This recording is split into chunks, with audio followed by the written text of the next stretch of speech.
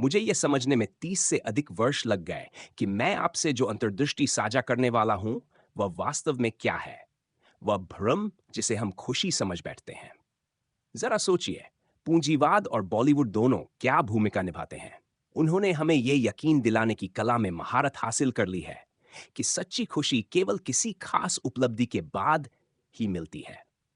बॉलीवुड हमें सलीके से लपेटे हुए तस्वीर जैसे परफेक्ट अंत बेचता है, जबकि कंपनियां भारी बजट खर्च करती है ताकि हमें लगे कि उनका नया उत्पाद खरीदते ही हमारी जिंदगी बदल जाएगी। कहानी एक ही है। इन उपलब्धियों या खरीदों के बिना हमें लगता है कि हमारी जिंदगी अधूरी है। इसी वजह से हम पूरी जिंदगी इस कथा को पूरा करने की कोशिश में बिता देते हैं। हम एक के बाद एक प्रमोशन का पीछा करते हैं, नवीनतम लग्जरी पाने की चाह रखते हैं और ऐसे किताबों के पीछे भागते हैं जो हमारी सामाजिक छवि को ऊपर उठाएं। सब इस उम्मीद में कि ये मील के पत्थर हमें स्थायी खुशी देंगे, लेकिन ये कभी नहीं देते। जो भी उत्साह मिलता है वह कुछ ही समय में गायब हो जाता है और फिर हम अगली उपलब्धि के पीछे भागते हैं, खुद से वही वादा करते हुए, जब यह लक्ष्य पूरा होगा मैं ज्यादा खुश हो जाऊंगा। मनोवैज्ञानिक इसे हेडोनिक ट्रेडमिल कहते हैं। एक ऐसा चक्र जिसमें हर उपलब्धि के बाद हमारा मूड फिर से सामान्य हो जाता है और हम अगली डोपामिन की तलाश में निकल पड़ते हैं। यही कारण है कि स्थायी खुशी एक भ्रम है। संतुष्टि फिनिश लाइन पर नहीं मिलती, बल्कि उन गतिविधियों और अनुभवों में मिलती है जिन्हें हम सच में पसंद करते हैं और जिनकी प्रक्रिया स्वयं अर्थपूर्ण बन जाती है। ये बात सीधे एक और सच्चाई से जुड़ी है, हमारी जन्मजात प्रतिष्ठा की चाह। हम चमकदार उपाधियों, आकर्षक खिताबों के पीछे इसलिए भागते हैं क्योंकि वे हमें सामाजिक सीढ़ी पर चढ़ने में मदद करते हैं। ये इच्छा नहीं है। बचपन में हम लोकप्रिय समूह के साथ बैठना चाहते थे क्योंकि उससे हम अपने को अधिक मूल्यवान महसूस करते। बड़े होकर हम इस प्रारूप को बदल देते हैं, अपनी ऑनलाइन उपस्थिति को सावधानी से गढ़कर या अपनी उपलब्धियों को दिखाकर दूसरों को प्रभावित करने की कोशिश करते हैं। यह मान्यता की चाह प्राचीन है। आदिम मनुष्यों के समाज में बहिष्कार का मतलब त्राह या मृत्यु भी हो सकता था। जानवर भी यही व्यवहार दिखाते हैं। मोर अपने शानदार पंख दिखाकर साथी को आकर्षित करता है। मनुष्य भी वही करते हैं, बस अधिक परिष्कृत तरीकों से अपने साथियों, संभावित साथियों या अजनबियों के सामने अपनी श्रेष्ठता प्रदर्शित करने के लिए। लेकिन अब हमारी जिंदगी इन प्रदर्शनों पर निर्भर नहीं है, और क्योंकि प्रतिष्ठा की सीढ़ी कभी खत्म नहीं होती, हमेशा कोई हमसे ऊपर रहेगा, यह प्रतिस्पर्धा बेकार हो जाती है। फिर भी हम तुलना करते रहते हैं, उम्मीद करते हुए कि हमारी उपलब्धियां किसी को प्रभावित करेंगी। लेकिन विडंबना यह है कि लगभग कोई भी वास्तव में ध्यान नहीं दे रहा होता। हम वर्षों इस चिंता में बिता देते हैं कि लोग हमें कैसे देखते हैं, जरूरत से ज्यादा खर्च करके, स्वास्थ्य को नजरअंदाज करके और तुच्छ ऑनलाइन अपडेट्स साझा करके, सिर्फ एक ऐसी छवि बनाए रखने के लिए जिसे हम समझते हैं कि दूसरों की अपेक्षा है। ये एक मानसिक कैदखाना बन जाता है जहां हम अपने असली विचारों को दबा देते हैं और अपनी वास्तविक पहचान को छुपा लेते हैं, सिर्फ इसलिए क्योंकि हमें जज किए जाने का डर होता है। लेकिन वास्तविकता कहीं सरल है। लोग हमारे बारे में उतना नहीं सोचते जितना हम मानते हैं। हर व्यक्ति अपने ही तनाव, असुरक्षाओं और जिम्मेदारियों में व्यस्त रहता है। वह शर्मनाक पल जिसे आप बार बार याद करते हैं, लगभग निश्चित है कि उसे आपको छोड़कर कोई और याद नहीं करता। मनोवैज्ञानिक इसे स्पॉटलाइट इफेक्ट कहते हैं। वह भ्रम जिसमें हम मानते हैं कि लोग हम पर ध्यान दे रहे हैं, जबकि वे वास्तव में खुद पर ध्यान केंद्रित किए होते हैं। ये समझ लेने के बाद अपने स्वयं के मानकों के अनुसार जीवन जीना कहीं अधिक तर्कसंगत लगता है। और अपने भोजन की पूरी प्लेट सिर्फ परफेक्ट फोटो लेने में बर्बाद मत कीजिए। उसे गर्म और ताजा रहते हुए ही आनंद लीजिए।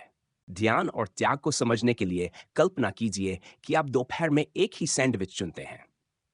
जैसे ही आप एक विकल्प चुनते हैं, बाकी सभी विकल्पों को स्वतः ठुकरा देते हैं। जीवन भी यही है। आप कुछ भी हासिल कर सकते हैं, लेकिन सब कुछ एक साथ नहीं। जब आप किसी एक मुख्य उद्देश्य, परिवार, करियर, कंपनी बनाना या दूसरों की सेवा के प्रति प्रतिबद्ध होते हैं, तो आप अनिवार्य रूप से अन्य विकल्पों को छोड़ देते हैं। उदाहरण के लिए, एक अच्छा अभिभावक बनने का चुनाव करने का अर्थ है कि आपके पास अन्य कार्यों के लिए समय कम होगा। लेकिन यदि ये समझौते जीवन के अर्थपूर्ण उद्देश्यों से मेल खाते हैं, तो वे मूल्यवान हैं। इसलिए आपको ऐसा सैंडविच चुनना चाहिए जिसे आप लंबे समय तक सच में निभाने के लिए तैयार हो। समय के साथ स्वाद बदल सकता है, लेकिन निर्णय आपका होना चाहिए, न कि रुझानों या बाहरी अपेक्षाओं द्वारा निर्धारित। मैंने ये विचार पहली बार मार्क मैनसन की किताब द सब्टल आर्ट में पढ़ा था, और इसने मेरे निर्णय लेने के तरीके को पूरी तरह बदल दिया। एक शक्तिशाली विचार दृष्टिकोण बदल सकता है। इसी वजह से मैं एक साप्ताहिक न्यूज़लेटर लिखता हूं, जिसमें किसी पुस्तक से 5 मुख्य अंतर्दृष्टियां और एक अत्यंत मूल्यवान सिद्धांत साझा करता हूं।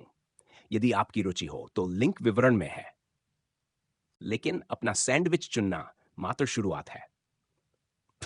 असली चुनौती है लगातार उपस्थित होना, विशेषकर उन दिनों में जब प्रेरणा बिल्कुल भी महसूस नहीं होती। यही कंपाउंडिंग की शक्ति निर्णायक बन जाती है। छोटे छोटे कार्य जब लगातार दोहराए जाते हैं तो लंबे समय में विशाल परिणाम पैदा करते हैं। लेकिन लोग केवल अंतिम परिणाम देखते हैं। इसे रातों रात सफलता कहते हैं, जबकि इसके पीछे वर्षों की नियमित, बिना चमक दमक वाली मेहनत होती है। असाधारण उपलब्धियां साधारण, बार बार किए गए प्रयासों से बनती हैं। इस क्लासिक उदाहरण को देखें। यदि आपको आज $1 मिलियन लेने या एक पैसे को 30 दिनों तक रोज दोगुना होने देने का विकल्प दिया जाए, तो अधिकतर लोग 1 मिलियन चुनेंगे। लेकिन 30 दिनों बाद वह एक पैसा 5 मिलियन से भी अधिक हो जाता है। यही कंपाउंडिंग की शक्ति है। यही सिद्धांत कौशल निर्माण पर भी लागू होता है। किसी एक कौशल को 10 वर्षों तक समर्पित रूप से सीखना लगभग निश्चित रूप से महारत दिलाता है। ब्रूस ली ने बिल्कुल सही कहा था कि वह उस व्यक्ति से डरते हैं जिसने एक ही किक 10,000 बार अभ्यास की हो, न कि उससे जिसने 10,000 किक्स एक एक बार अभ्यास की हो। और महारत की दुनिया में संचार वह क्षमता है जो हर अन्य कौशल को गुना कर देती है। आप अपने काम में कितने भी योग्य हो, यदि आप प्रभावी तरीके से संवाद नहीं पाते, तो लोग अक्सर आपकी क्षमता को पहचान नहीं पाते। लोग अवचेतन रूप से आपकी योग्यता का आकलन आपकी अभिव्यक्ति की स्पष्टता और आत्मविश्वास के माध्यम से करते हैं। यही कारण है कि कभी-कभी कम योग्य व्यक्ति अधिक योग्य व्यक्ति से बेहतर प्रदर्शन कर जाता है, क्योंकि वह बेहतर संवाद करता है। यदि आप उच्च स्तरीय पेशेवर की तरह देखे जाना चाहते हैं, तो आपको अपनी विशेषज्ञता और संचार कौशल दोनों को निखारना होगा। सुधार किसी भी कौशल की तरह अभ्यास से आता है। एक संचार कौशल चुनिए और उसे कम जोखिम वाले परिदृश्यों में अभ्यास कीजिए। जब आपका आत्मविश्वास बढ़ने लगे तो धीरे धीरे कठिनाई बढ़ाएं। ये एक्सपोजर थेरेपी जैसा ही है, धीरे धीरे कठिन परिस्थितियों से परिचित होते हुए, जब तक कि डर का प्रभाव समाप्त न हो जाए।